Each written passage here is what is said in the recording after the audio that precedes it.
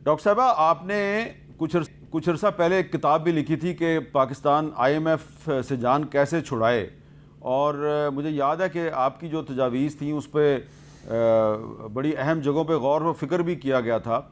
लेकिन क्या वजह है कि हम इतने मजबूर हैं कि हम IMF से जान छुड़ाने के काबिल नहीं है? क्या हम बिल्कुल बेबस हैं, बिल्कुल जान नहीं छुड़ा सकते, और आपकी किताब में जो तजावीज़ दी गई हैं उस पर कभी अमल दरामद नहीं होगा? देखिए, हम ऐसे मजबूर नहीं है, ना ये हमारे पास ओनली अल्टरनेटिव है।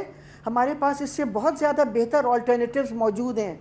मगर पाकिस्तान को IMF के पास ले जाने का जो फ़ैसला है, ये बहुत हाई लेवल पे अमेरिकी प्रेसिडेंट्स करते हैं। मिसाल के तौर पे 2008 में जब पाकिस्तान को IMF के पास ले जाया गया, उस वक्त जनरल पेट्रेस ने यह फ़ैसला किया था कि पाकिस्तान और अफ़गानिस्तान दोनों को IMF के पास ले जाया जाएगा। और 2024 में मैंने अखबार में पढ़ा, डॉन में, कि उन्होंने कहा कि पाकिस्तान को ये उस वक्त जो बाइडेन प्रेसिडेंट थे, उन्होंने मई 2024 में कहा कि हमें कोई एतराज़ नहीं होगा अगर पाकिस्तान और IMF का मुआहदा हो जाए। और फिर 6 मई को उन्होंने दोबारा कहा कि पाकिस्तान और IMF को चाहिए कि आपस में बातचीत कर लें। तो इससे ये पता चलता है कि पाकिस्तान को IMF के पास ले जाने के लिए बहुत हाई लेवल पे अमेरिका में ये फ़ैसला होता है, क्योंकि IMF के पास ले जाके ये वाहिद तरीक़ा है कि पाकिस्तान की मईशत को तबाह किया जाता है। पाकिस्तान में गुर्बत, पहले पाकिस्तान गरीब मुल्क नहीं था, पाकिस्तान बहुत दौलतमंद मुल्क था।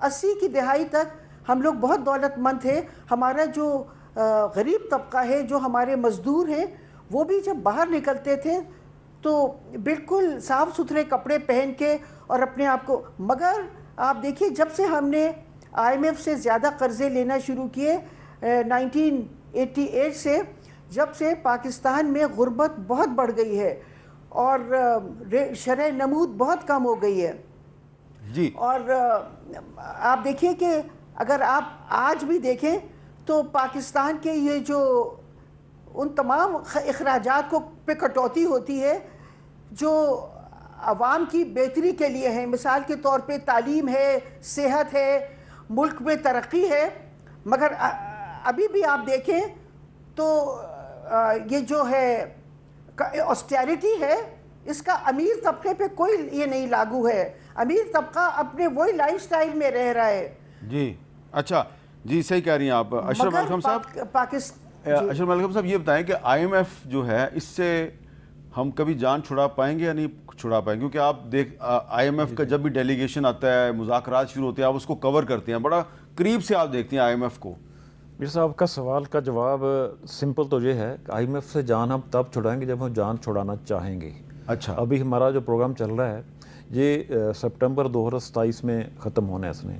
आज मैं आपको बड़े दावे से कहता हूँ इंशाल्लाह एक प्रोग्राम और लेंगे, अभी उसकी तैयारी हो रही है। हम फिर IMF के प्रोग्राम में जाएंगे। हम दोबारा जाएंगे, या इसको एक्सटेंड करवाने की कोशिश करेंगे या दोबारा IMF का प्रोग्राम लेंगे। अगर थोड़ा सा बैकग्राउंड में जाएँ, जो मुस्लिम लीग नून की गवर्नमेंट थी, उन्होंने अक्टूबर 2017 में प्रोग्राम ख़त्म हुआ था IMF का, सक्सेसफुल उनके बकौलत हुकूमत के।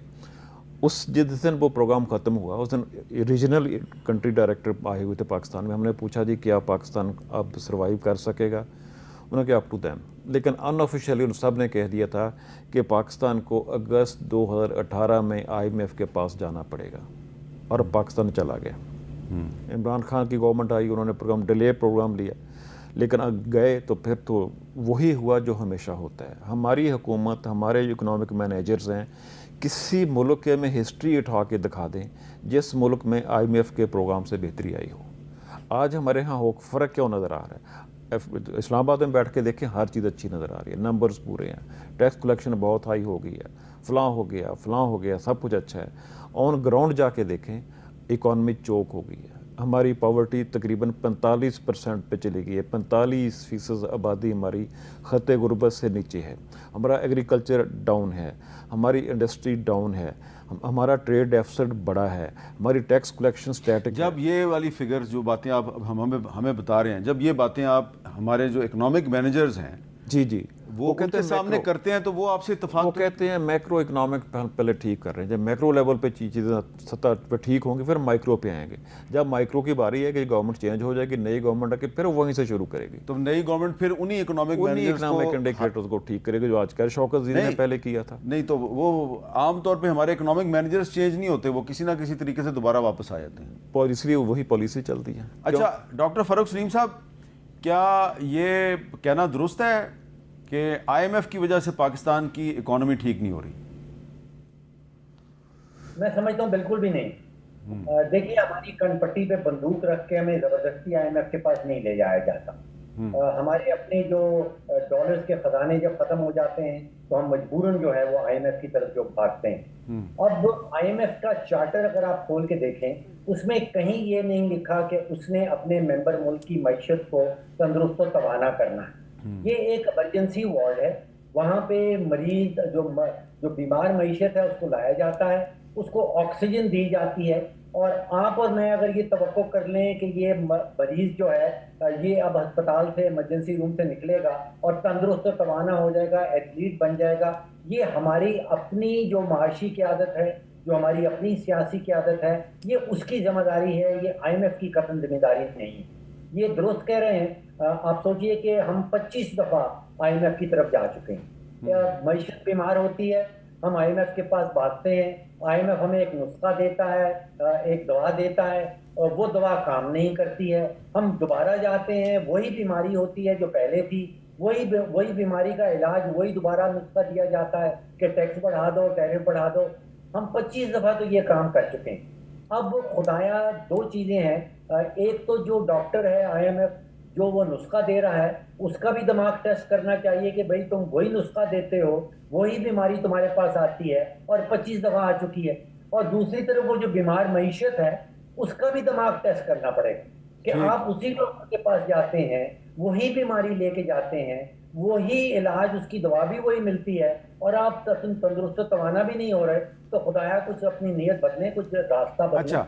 अच्छा, अब इसमें एक सवाल पैदा होता है कि हमें अमेरिकन प्रेसिडेंट डोनाल्ड ट्रंप कहता है जी आप अब्राहम एकॉर्ड जो है उसमें शामिल हो जाएं, आप मुआहदा इब्राहिमी जो है उसको तस्लीम कर लें, इसराइल को तस्लीम कर लें, और हम जो है वो इनकार कर देते हैं। तो अगर अमेरिकन प्रेसिडेंट हमें कहता है जी कि आप IMF प्रोग्राम जो है उसको ज्वाइन कर लें और हम येस कर देते हैं, तो इस मामले में हम इनकार क्यों नहीं करते?